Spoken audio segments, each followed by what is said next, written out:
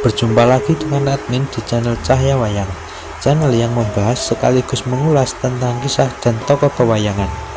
Jika di video sebelumnya sudah membahas tentang Raden Narasoma mendapat ajian Canda Birawa, di video kali ini kita akan membahas tentang kelahiran Karna, putra Dewi Kunti dengan Bathara Surya. Kedua kisah ini terdapat pada lakon Kunti Sayembara, yang mana lakon ini menceritakan tentang sayembara memboyong Dewi Kunti. Tanpa perlu basa-basi lagi, kita lanjut ke video berikut. Di kerajaan Mandura, Prabu Kuntiboja telah memiliki 4 orang anak yang lahir dari istrinya, yaitu Dewi Bandondari, putri mendiang Prabu Sentanu Raja Hastina. Keempat anak tersebut bernama Raden Basudewa, Dewi Kunti, Raden Rukma, dan Raden Ugrasena.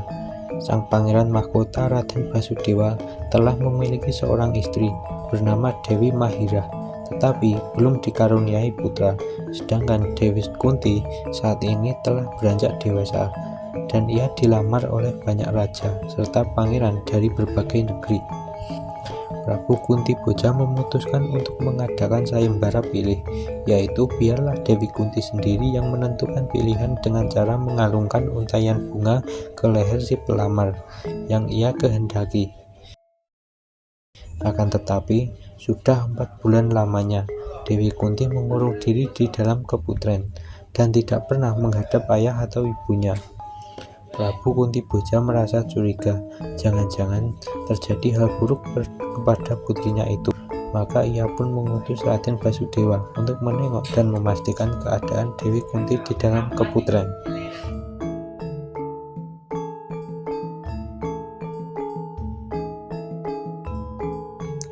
Raden Basudewa segera berangkat memasuki kaputren, di mana Dewi Kunti mengurung diri di dalam kamar.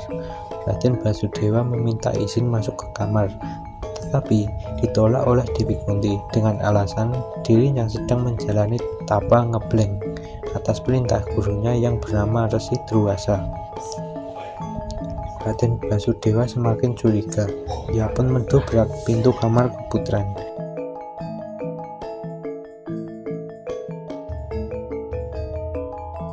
Betapa terkejut ia melihat adiknya itu memegangi perut yang tampak mengembang, pertanda Dewi Kunti sedang hamil. Raden Basudewa marah-marah menuduh Dewi Kunti telah berbuat zina. Ia pun memaksa adiknya itu agar menyebutkan laki-laki mana yang telah menghamilinya. Namun Dewi Kunti hanya menangis tanpa menjawab sedikitpun. Raden Basudewa menaruh curiga kepada Resi Druwasa, guru Dewi Kunti. Ia pun berniat hendak mencari dan menghukum pendeta tua tersebut. Mendengar gurunya disalahkan, Dewi Kunti menjelaskan bahwa kehamilannya ini bukan disebabkan oleh Resi Druwasa. Untuk lebih jelasnya, Dewi Kunti mengerahkan Aji Pamling untuk mengundang kehadiran Resi Druwasa. Seketika Resi Druwasa pun muncul di dalam keputren tersebut.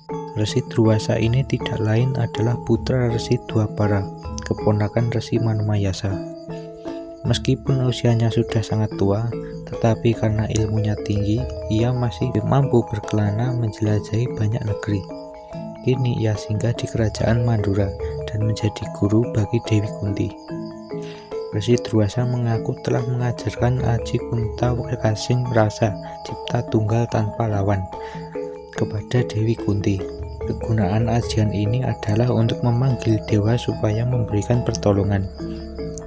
Pada suatu pagi saat matahari terbit, Dewi Kunti sedang mandi sambil menghafalkan mantra ajian tersebut dengan menyebut nama Bathara Surya. Seketika Bathara Surya pun hadir dan bertanya ada keperluan apa dirinya didatangkan. Dewi Kunti merasa malu dan mengakui dirinya hanya mencoba-coba ilmu tersebut tanpa ada keperluan apapun. Bathara Surya marah, merasa dipermainkan. Namun, kemarahannya berubah menjadi nafsu birahi karena melihat lekuk tubuh Dewi Kunti yang hanya tertutup kain basahan. Ia pun mengerahkan Aji Asmara Cipta sehingga dapat bersenggama dengan Dewi Kunti tanpa harus menyentuh tubuhnya. Meskipun tanpa bersentuhan, namun Dewi Kunti tetap saja bisa mengandung putra Bathara Surya hasil dari hubungan tersebut. Raden Basudewa menanyakan kebenaran cerita itu kepada Dewi Kunti. Dengan sangat malu dan sambil menangis, Dewi Kunti mengiyakan. Kini ia telah hamil 4 bulan, padahal sebentar lagi akan diadakan sayembara pilih untuknya. Raden Basudewa merasa peristiwa ini adalah aib besar bagi kerajaan Mandura. Resi Druwasa pun dimintai tolong untuk mencarikan jalan keluar bagi masalah ini. Pendeta tua itu segera mengheningkan cipta dan tangannya menyentuh perut Dewi Kunti. Secara berangsur-angsur, kandungan Dewi Kunti bertambah besar. Hanya dalam beberapa menit saja, kandungan tersebut menjadi matang dan siap dilahirkan. Tidak lama kemudian, Dewi Kunti pun melahirkan seorang bayi laki-laki tanpa merasakan sakit sama sekali. Sungguh ajaib, bayi laki-laki itu keluar dari kandungan dengan memakai anting-anting dan baju sirah bergambar matahari. Raden Basudewa sangat berterima kasih atas bantuan Resi Druwasa. Demi untuk menyembunyikan aib yang telah dialami adiknya, Raden Basudewa bersedia menjadi ayah angkat bayi tersebut. Karena ia telah memiliki seorang istri, Raden Basudewa pun memberi nama bayi itu Raden Basusena. Dewi Kunti sebenarnya sangat sayang kepada putranya yang tampan itu. Namun demi menjaga nama baik kerajaan Mandura, maka ia pun merelakan bayinya diambil oleh Raden Basudewa. Sebagai kenang-kenangan, Dewi Kunti memberikan nama panggilan untuk bayinya, yaitu Raden Karna, yang bermakna telinga. Ini sebagai pengingat bahwa putranya itu sejak dilahirkan sudah memakai anting-anting di kedua telinganya. Tiba-tiba Bathara Surya turun dari kayangan dan mendarat di dalam keputrian tersebut. Ia meminta maaf kepada Raden Basudewa karena telah terbawa nafsu birahi dan membuat Dewi Kunti hamil di luar nikah. Dengan kesaktiannya, ia pun meruat Dewi Kunti sehingga kembali menjadi perawan seperti sedia kala. Mengenai bayi laki-laki hasil hubungan mereka itu, Bathara Surya melarang Raden Basudewa untuk mengasuhnya sebagai anak angkat, karena Basusena diramalkan kelak akan menjadi pahlawan besar apabila keluar dari kerajaan Mandura. Mengenai anting-anting dan baju sirah yang dipakai si bayi adalah pusaka pemberiannya. Anting-anting tersebut bernama Surya Kundala, sedangkan baju sirah yang melekat di dada si bayi bernama Surya Kawaca. Selama mengenakan kedua pusaka tersebut, tidak ada satupun senjata yang dapat melukai karena Basusena. Raden Basudewa dan Dewi Kunti mematuhi keputusan Dewata yang menghendaki agar bayi Karna Basusena keluar dari wilayah kerajaan Mandura. Dewi Kunti pun menangis berlinang air mata saat Bathara Surya memerintahkan Resi Druwasa untuk membawa bayi tersebut. Bathara Surya kemudian kembali ke kahyangan, sedangkan Resi Druwasa lenyap dari pandangan, meninggalkan kerajaan Mandura.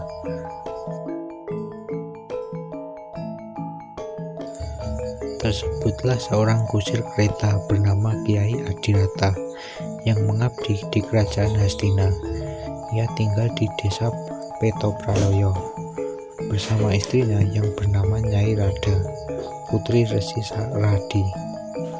Mereka sudah puluhan tahun menikah tetapi belum juga dikaruniai anak. Setiap pagi pasangan ini selalu berdoa di tepi sungai Jamuna, namun belum juga membuahkan hasil. Hingga akhirnya pagi itu Resi Druwasa muncul dengan berjalan di atas sungai sambil menggendong bayi laki-laki menemui mereka berdua.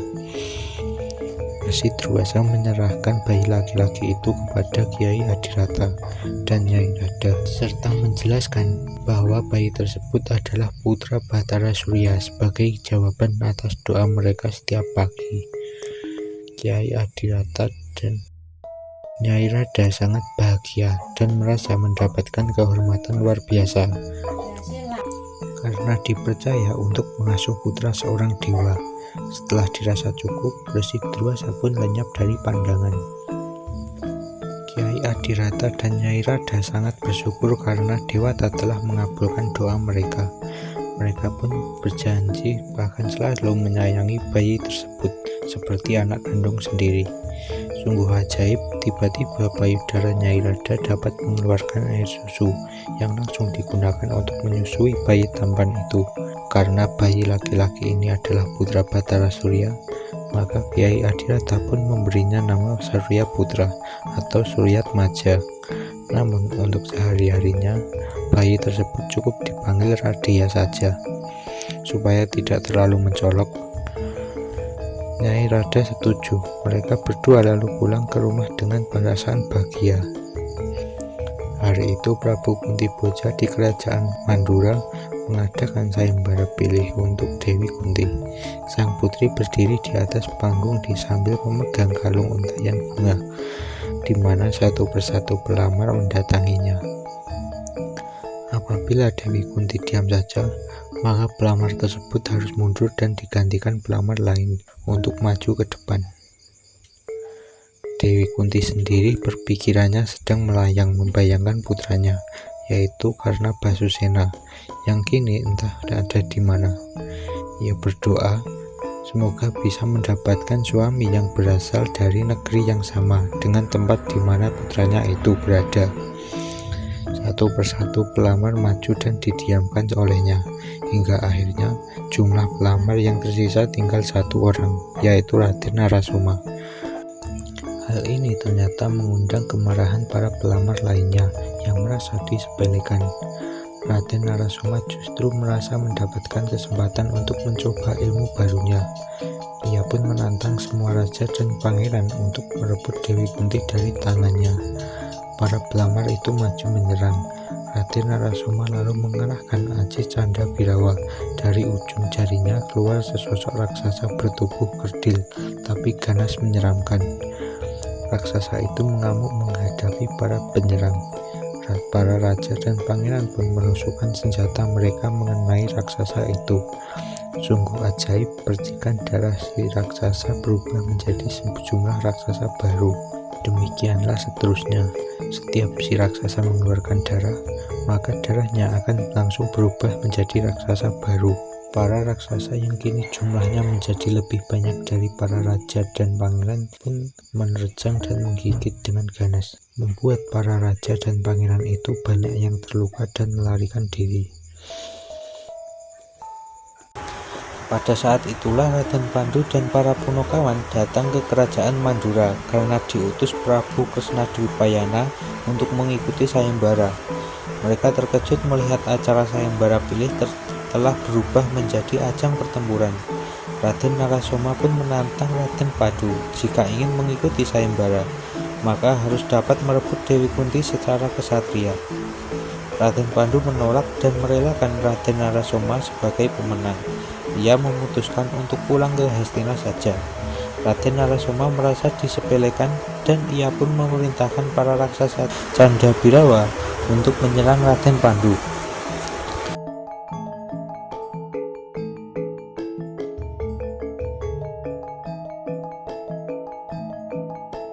Raden Pandu dengan lincah menghadapi serangan para raksasa ganas tersebut. Namun demikian, ia merasa terdesak karena para raksasa itu jumlahnya bertambah banyak jika dilukai.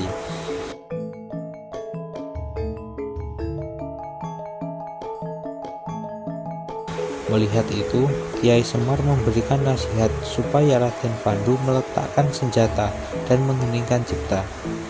Seperti nasihat Prabu Kresnadwipayana kepada Prabu Mandrapati dulu saat berperang melawan Prabu Bagaskara. Raden Pandu menurut. Ia lalu membuang senjata dan duduk bersila, mengheningkan cipta. Sungguh aneh, dengan cara tidak melawan, justru jumlah para raksasa menjadi berkurang satu demi satu, hingga akhirnya tinggal seorang saja seperti sedia kala, yang kemudian masuk kembali ke dalam jari Raden Narasoma.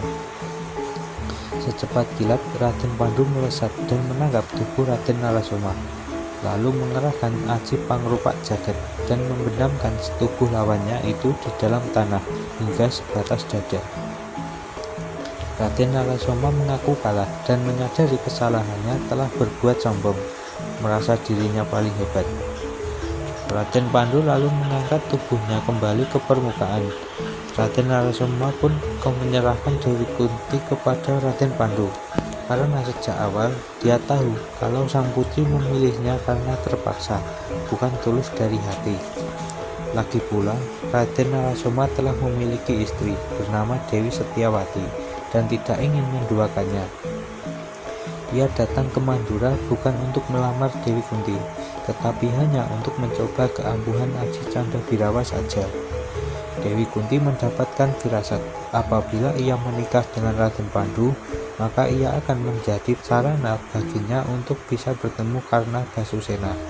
Maka ia pun memindahkan kalung untayan bunga dari leher Raden Narasoma ke leher Raden Pandu. Raden Narasoma teringat saat berkunjung ke Pancala dulu, antara Raden Pandu dan Dewi Madrim telah terjalin perasaan saling menyukai. Kebetulan hari itu Dewi Madrim juga ikut menyertainya. Ia pun menyerahkan adiknya itu kepada Raden Pandu supaya dijadikan sebagai istri kedua. Raden Pandu dengan senang hati menerimanya, sekaligus untuk mendekatkan kekeluargaan sesama keturunan Resi Manumayasa.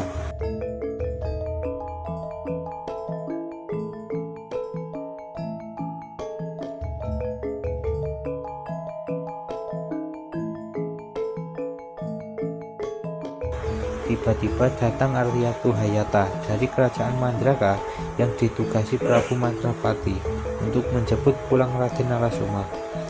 Mendengar ayahnya sudah tiada marah lagi, Raden Narasoma merasa senang dan ia pun mohon pamit kepada Prabu Kuntiboja untuk pulang ke Mandraka.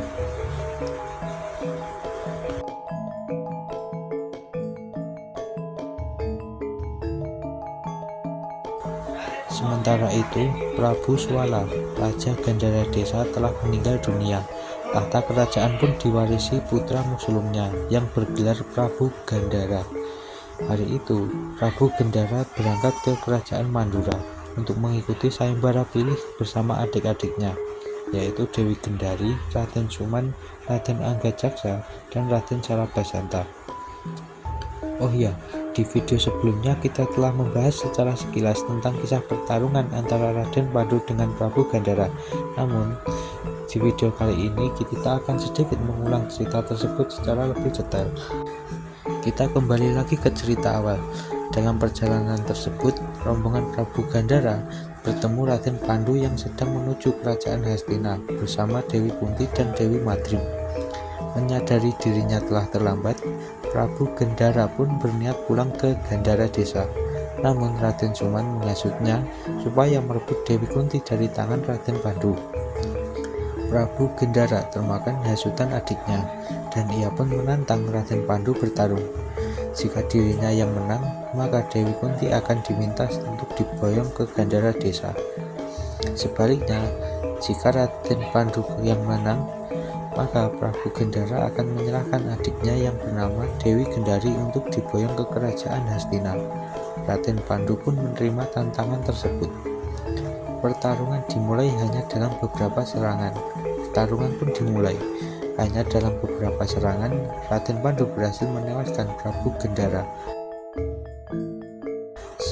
Sebelum meninggal, Prabu Gandhara sempat berpesan kepada adik-adiknya untuk tidak membalas dendam. Ia telah merelakan kematiannya demi untuk menjadi sarana kebahagiaan Dewi Gendari. Dewi Gendari, Raden Suman, dan yang lain terharu melihat pengorbanan sang kakak. Mereka lalu membagi rombongan menjadi dua. Dewi Gendari dan Raden Suman mengikuti Raden Pandu pergi ke kerajaan Hastina sesuai perjanjian tadi. Sedangkan Raden Anggajaksa dan Raden Sarabasanta membawa pulang jenazah Prabu Gandhara.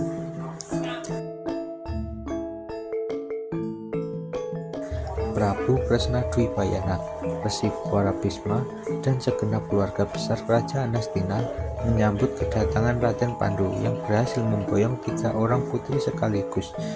Mereka juga ikut prihatin dan menyampaikan duka cita atas meninggalnya Prabu Gandhara. Raden Pandu berniat menyerahkan 2 orang di antara ketiga putri tersebut kepada kedua saudaranya, yaitu Raden Drestaratra dan Raden Yamawidura. Raden Drestaratra bersedia menerima, sedangkan Raden Yamawidura menolak karena ia mengaku telah memiliki seorang kekasih bernama Dewi Padmarini, putri Adipati Dipacandra. Raden Yamawidura berniat menikahi Dewi Padmarini kelak setelah kedua kakaknya menikah lebih dulu.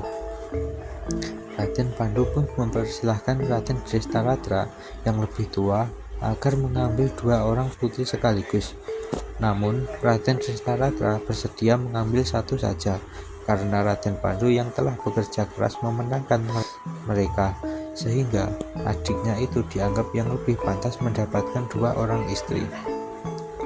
Karena menderita tunanetra, Raden Drestaratra pun meminta bantuan sang guru, yaitu Resi Warabhisma, untuk memilihkan salah satu putri sebagai istrinya. Resi Warabhisma menyarankan agar Raden Drestaratra mengambil Dewi Gendari saja, karena usianya lebih tua daripada Dewi Kunti dan Dewi Madrim. Raden Drestaratra setuju dan Raden Pandu pun menyerahkan putri dari Gandhara desa tersebut kepada kakaknya.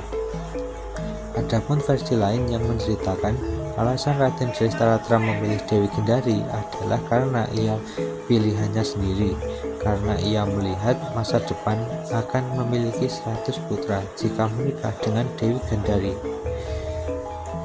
Dewi Gendari sangat kecewa, namun tidak dapat membantah karena menyadari dirinya hanyalah seorang putri boyongan. Raden Suman juga kecewa karena sang kakak menjadi istri seorang tunanetra. Namun ia berusaha menghibur Dewi Gendari bahwa Raden Drestaratra adalah putra sulung Prabu Kresna Dwipayana.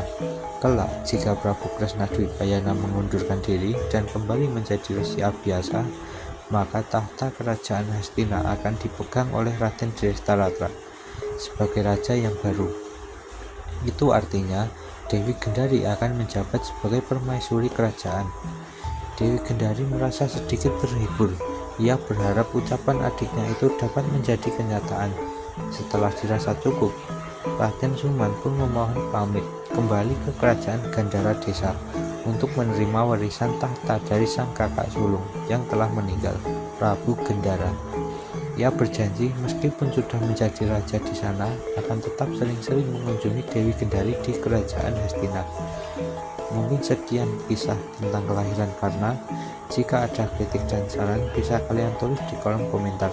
Terus dukung channel ini dengan menekan tombol like dan subscribe serta nyalakan lonceng agar tidak ketinggalan video dari kami.